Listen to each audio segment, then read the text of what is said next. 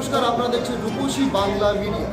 আমরা সম্ভবত জানি যে ভাদ্র মাসে বিশ্বকর্মার পুজো হয়, কিন্তু পুরুলিয়াতে সরস্বতী পুজোর দিনেও বিশ্বকর্মার পুজো হচ্ছে পুরুলিয়ার নামপাড়া সূত্রধর সমিতিতে।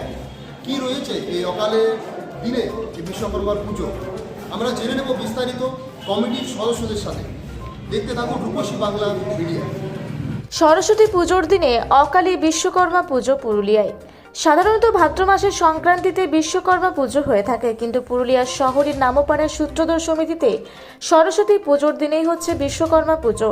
সেখানকার কমিটির সদস্যরা জানান, তাদের পূর্বপুরুষের আমল থেকে এই পুজো তারা করে আসছেন। জানা যায়, তাদের পূর্বপুরুষদের ভাদ্র মাসে দুর্গা প্রতিমা তৈরির কাজে বাইরে যেতে হয়, তাই সেই সময় বিশ্বকর্মা পুজো আয়োজন করা সম্ভব হয় না। তাই সরস্বতী পুজোর সময় এই বিশ্বকর্মা পুজোর সূচনা হয়।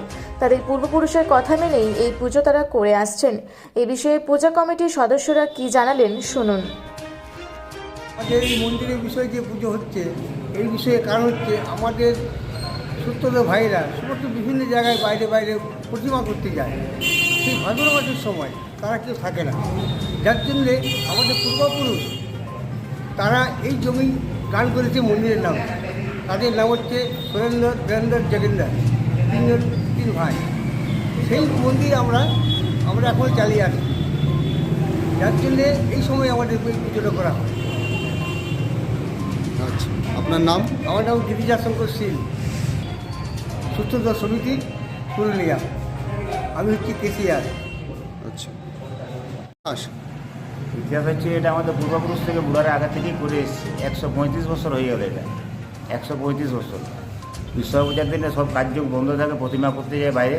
সরস্বতী পূজার সময় সেই সময় এই সময়টাই ছুটি থাকে, এখানে করে। এটা করি যে আগে থেকে সব বুড়ারা আমাদের বয়স্ক লোকরা, তখন থেকে আমাদের এখানে 135 বছর হয়ে গেল হচ্ছে এটা।